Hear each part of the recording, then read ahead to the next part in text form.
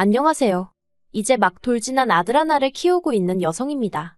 지금도 그때를 생각하면 손이 부들부들 떨리는데, 제가 오늘 하려고 하는 이야기는 돈에 환장한 저희 시어머니와 신우에 대해서입니다. 사실 돈 안 좋아하는 사람이 어디 있겠어요? 저도 잘 먹고 잘 살고 싶은 사람으로서 돈 좋아합니다. 하지만 모든 일에는 정도가 있는 법이고 상식이 기준이 되어야 하지 않나요? 그런데 저희 시어머니와 신우는 그런 건 안중에도 없고 오로지 자기들 주머니에 돈이 들어오는 것만 중요한 사람들이었어요. 솔직히 남편 하나 보고 결혼한 건 맞지만 시댁 식구들이 이 정도로 개차반인 줄 진작에 알았다면 아무리 남편이 좋은 사람이라도 결혼하지 않았을 겁니다. 정말 지금도 심장이 벌렁벌렁 거리네요. 남편하고는 우연히 알게 되어 몇 년 동안 좋은 오빠 동생으로 지내다가 어느샌가 남녀 사이로 발전한 케이스예요. 사귀자고 말을 꺼낸 건 남편이긴 하지만요. 아무튼 둘 다 운동을 좋아한다는 공통점이 있어서 대화도 잘 통했고 그래서 2년 정도의 연애 기간 동안 별탈 없이 무르르듯 원만한 시간을 보냈습니다. 그러다 남편 나이 33, 제 나이 32의 부부의 연을 맺게 되었지요. 남편은 제약회사 영업직이고 저는 학원에서 아이들을 가르치는 선생님이에요. 그래서 솔직히 말하자면 둘 다 아주 안정적인 직장은 아닙니다. 그나마 남편은 또래 직원들에 비해서 실적이 좋은 편이고 저는 저대로 나름 인근학교 학생들 사이에서 이름난 강사였거든요. 그래서 결혼 당시에는 둘 다 모아둔 돈도 어느 정도 있었고 한마디로 당장에 걱정이 없었지요. 그런데 결혼 준비를 하면서 주변 사람들 이야기를 들어보니까 아기가 생기면 아기한테 들어가는 돈이 기하급수적으로 늘어난다고 하더라고요. 저도 물론 학원가에서 일하면서 사교육비라던가 그런 게 얼마나 비싼지 누구보다 잘 알고 있기는 했지만 솔직히 아기한테도 그렇게 큰 돈이 들어갈 줄은 몰랐답니다. 그래서 원래는 남편과 앞으로 2, 3년 정도는 신혼을 즐기면서 동시에 알뜰살뜰 돈을 모아 하다못해 제 이름으로 된 학원이라도 하나 차리고 그리고 아이를 낳자고 계획을 세웠어요. 그런데 인생이 원래 계획대로만 흘러가지는 않는다더니 하필이면 식을 올리고 3개월도 되지 않아서 아기 천사가 찾아와 줄 줄은 몰랐네요. 시기를 생각하면 아쉽기는 했지만 임신은 어쨌든 축복이잖아요. 남편에게 임신 소식을 알리니 저보다 더 기뻐하면서 눈물까지 보이더라고요. 양가 부모님들도 무척이나 좋아하셨습니다. 특히나 시어머니께서는 가뜩이나 당신 아들이 나이가 적은 것도 아닌데 2, 3년 후가 어쩌고 해서 영 탐탁치 않다고 대놓고 말씀하신 적도 있었거든요. 그래서 더 안도하시고 기뻐하시는 눈치였어요. 하지만 기쁨도 잠시, 이내 현실적인 걱정들이 하나둘씩 떠오르기 시작했습니다. 당장 불러오는 배를 어떻게 하고 출퇴근을 해야 하나 싶었고 사실 학원에 육아휴직이라는 게 제도상 있기는 했지만 솔직히 얼마나 쓸 수 있을지 도통 감이 오질 않았으니까요. 남편도 마찬가지였습니다. 영업직이라는 게 결국 계속 관계를 유지하고 이어나가야 하는데 그러려면 발로 뛰어다니는 게 제일 중요하다고 하더라고요. 그런데 육아휴직을 내버리면 남편의 빈자리는 누군가 채갈 것이 뻔했고 이후로 복귀를 한다고 해도 다시 처음부터 새로 시작해야 하는 거나 마찬가지라면서 걱정이 이만저만이 아니었어요. 그래서 고민 끝에 저희는 일단 시어머니에게 부탁을 드려보기로 했습니다. 솔직히 손꼽아 손주보기를 기다리셨으니 도움을 주시지 않을까 하는 어느 정도 믿음이 있었거든요. 그런데 시어머니의 반응은 뜻밖이다 못해 차갑기 그지없었습니다. 일단 저희 시어머니에 대해서 이야기를 해보자면 시어머니는 당시 연세가 60세스로 매일같이 헬스장에서 운동을 2시간씩 하실 만큼 건강하신 분이셨어요. 드시는 것도 어찌나 신경 써서 드시는지 홈쇼핑에서 무슨 영양제가 좋다 하면 몇 박스씩 쌓아놓고 보약 챙겨 드시듯 드셨지요. 그런데 저희가 아이를 봐주실 수 있냐는 이야기를 꺼내기가 무섭게 당신에게 아무것도 기대하지 말랍니다. 니들 자식인데 누구 손을 빌어 키우려고 하냐고. 죽이 되든 밥이 되든 저희가 알아서 하라고. 그게 부모 노릇이라고요. 그리고 시어머니의 따끔한 호통에 저는 서운한 마음이 들었지만 이내 구구절절 틀린 말이 하나 없다 싶어서 더는 묻지도 매달리지도 않았습니다. 하지만 남편하고 몇 날 며칠 머리를 맞대고 궁리를 해봐도 도대체 어떻게 해야 할지 모르겠더라고요. 그래서 결국 이번엔 친정어머니께 이야기를 꺼냈지요. 그러자 친정어머니께선 봐주는 건 얼마든지 해줄 수 있지만 당신이 운전을 못하니 어쩌면 좋겠냐며 안타까워하셨습니다. 그리고 이 부분에 있어서는 장모님이 봐주신다고만 하면 남편이 자기가 출퇴근을 하면서 아이를 데려다주고 데리고 오겠다고 하더라고요. 참고로 그나마 다행히도 남편 직장하고 친정하고 차로 15분 정도의 거리였어요. 그러자 친정어머니가 그러면 그렇게 하라면서 뭐 그런 걸로 걱정을 하느라 애를 태웠느냐고 태교에 안 좋게. 그리고는 덧붙이시길 제가 일전에 시어머니에게 물어본다고도 했었고 또 워낙 사돈 내서 손주를 바랬던 것을 알기에 당연히 그쪽에서 해주겠거니 하고 신경을 안 쓰고 계셨답니다.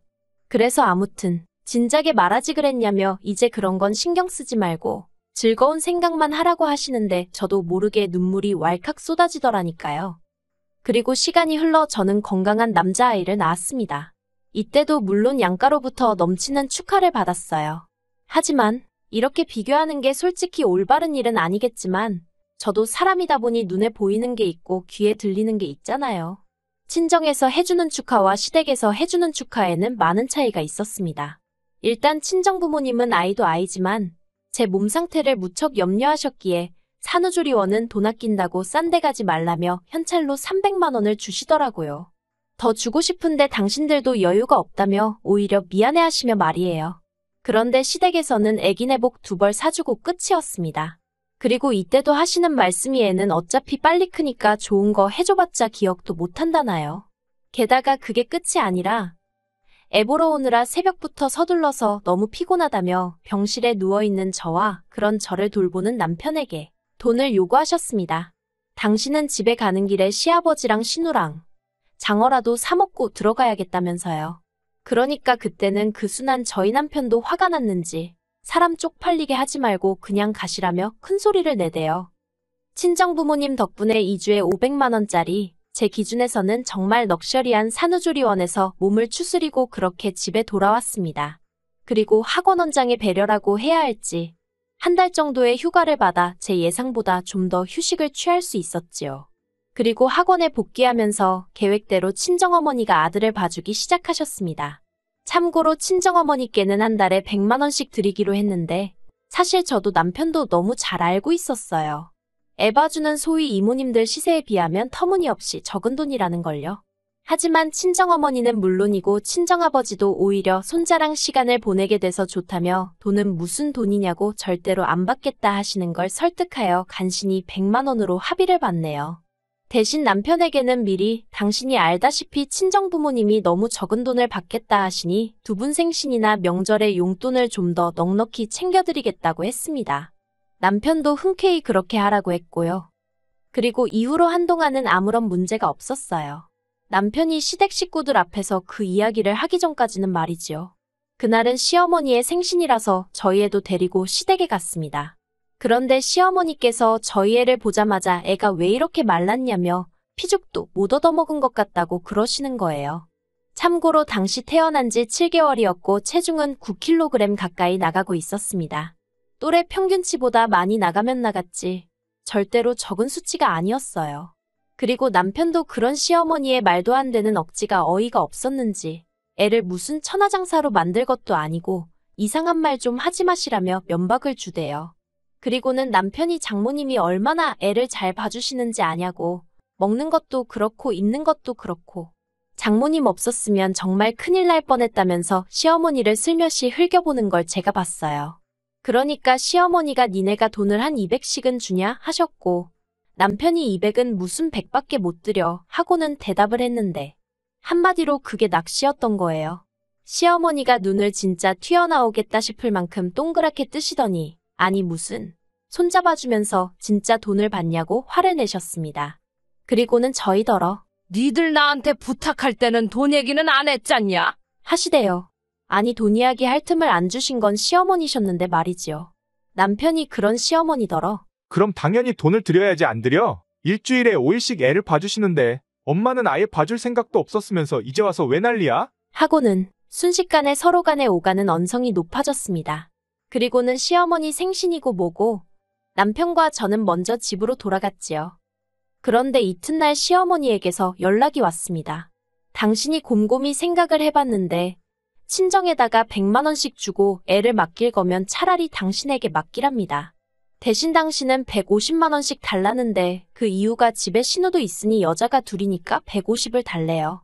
어이가 없었지요. 제 입장에선 여자가 둘이건 셋이건 간에 친정어머니가 제일 믿음이 가고 편했으니까요. 그래서 이제 와서 그렇게 하는 건 아닌 것 같다고 딱 잘라 말씀드렸습니다. 제 입으로 말하기 부끄럽지만 저희 애에 대해서는 친정어머니가 전문가라고 해도 될 만큼 이제 많은 걸 알고 계시고 애도 저희 친정어머니랑 보내는 시간에 적응을 한 상황인데 갑자기 어머님한테 맡기는 건 여러 가지로 아닌 것 같다고요. 하지만 시어머니는 당신의 고집을 쉽게 꺾지 않으셨어요. 비싸서 그러냐면서 그러면 100만 원만 받을 테니 대신 저희가 친정에 하듯이 애를 시댁에 데려다주고 데리고 가라는 거예요. 그런데 시댁은 저희 집에서 정반대 방향이고 남편도 저도 그쪽으로 출퇴근을 하지 않거든요. 그래서 정말 안 된다고 거듭해서 거절을 했어요. 그런데도 시어머니는 포기하지 않고 급기야 신우랑 번갈아 가며 매일같이 저에게 전화를 걸어왔고 견딜 수 없던 저는 두 사람의 전화는 아예 무시하기에 이르렀지요. 남편이라고 가만히 있었던 것도 아니에요. 남편도 시어머니한테 정말 왜 이러시냐고 체면 좀 지키시라고 어지간히 듣기 싫은 소리를 해댔다는 걸 저도 몇 번이나 보고 들었으니까요. 그리고 그렇게 시어머니와 신경전이라고 해야 할지, 전쟁이라고 해야 할지. 아무튼 그렇게 한 달 가까이 시간이 지나자 어느 순간부터 시어머니한테 연락이 오지 않는 것 같았고, 저는 이렇게 상황이 마무리되는가 보다 했습니다. 시어머니가 포기하셨구나 싶었지요. 그런데 그게 아니었습니다. 학원에서 한참 수업을 하고 있는데 친정어머니한테 전화가 왔어요.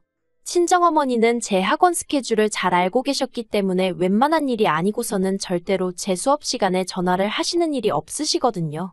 그래서 저는 급한 일이라는 걸 바로 눈치챌 수 있었고 학생들에게 양해를 구하고 전화를 받았지요. 그랬더니 친정어머니 말씀이 시어머니랑 신우가 현관문을 두드리고 난리가 났는데 이걸 열어줘야 하냐입니다.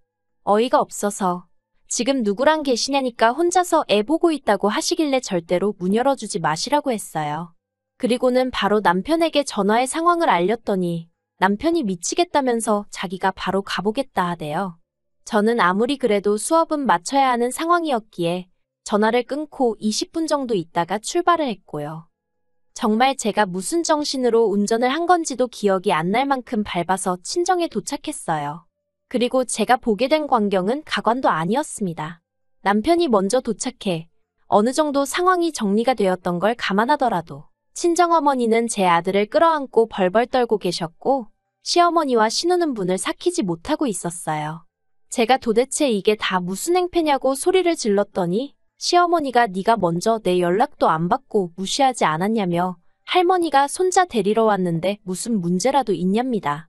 어이가 없어서 제가 남편한테 당장 이 상황을 어떻게든 해결하라고 소리를 질렀어요. 그러자 남편도 알겠다면서 시어머니더러 이러면 경찰 부르는 수밖에 없다고 제발 적당히 좀 하라고 아주 읍소를 하더라니까요.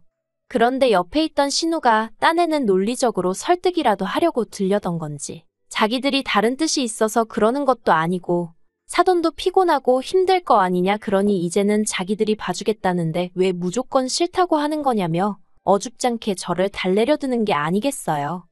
하지만 이로 인해 시어머니나 신우가 정말 제 아들을 돈으로만 보고 있다는 확신이 들었고 저는 남편에게 2번 다시 내 아들을 당신 가족들에게 보여줄 수 없다 했습니다. 그리고 만약에 내 말대로 해주지 못할 것 같으면 당신도 내 아들을 볼 자격이 없는 거나 마찬가지라고 나는 이혼도 하나 겁나지 않는다고도 했고요. 그러자 남편이 절대로 그렇지 않다며 자기도 저와 100번 1000번 같은 생각이랍니다. 자기 어머니지만 이번 일로 정말 질려버렸다면서 자기야말로 안 보고 살고 싶다나요. 그리고 그렇게 저희는 시댁과는 완전히 연을 끊고 살게 되었습니다. 그래서 지난 돌 때도 부르지 않았는데 이제 저나 남편은 물론이고 친정어머니도 자기들 연락을 받지 않으니 어떻게 알아낸 건지 저희 친정아버지 회사로 전화를 했더라니까요. 물론 친정아버지께서는 이미 이 내막을 다 알고 계셨기 때문에 아무리 사돈이라고 해도 이렇게 막무가내로 나오시면 법대로 할 수밖에 없다고 단호히 말씀하셨던 모양이에요. 정말이지. 저는 시부모님도 신우도 다 저희 남편처럼 차분하고 상냥하고 좋은 사람들일 거라고 생각했는데 막말로 그깟 100만 원, 150만 원이 뭐라고 이렇게까지 일을 키운 건지 모르겠습니다. 시어머니께서는 저더러 당신 손자를 빼돌렸다며 고소를 하겠다고 저에게 장문의 문자를 보내셨던데 아니, 엄마가 아들 키우는 게 언제부터 며느리가 손자를 빼돌린 게 되는 세상이 된 건지 모르겠습니다. 도대체 저희 시어머니는 어떤 세상에 살고 계신 건지 이해가 안 되네요. 솔직히 언제까지 이렇게 살 수 있을지 모르겠습니다. 애가 커가다 보면 할머니, 할아버지라는 개념도 알게 될 테고, 그러면 궁금해하지는 않을까요? 그리고 남편은 남편대로 나이 들어가는 장인 장모님을 보다 보면 자기 부모님도 생각이 날 테지요. 언젠가 그런 때가 오면 저는 어떻게 행동해야 하는 건지 요즘은 그게 가장 걱정입니다. 그래도 일단은 당장의 평화를 지켜가며 행복한 가정을 꾸리는데 집중하고 있어요. 어쨌든 인생은 결국 제 계획대로 흘러가는 것은 아니니까 그저 순간순간 최선의 결정을 내릴 뿐입니다.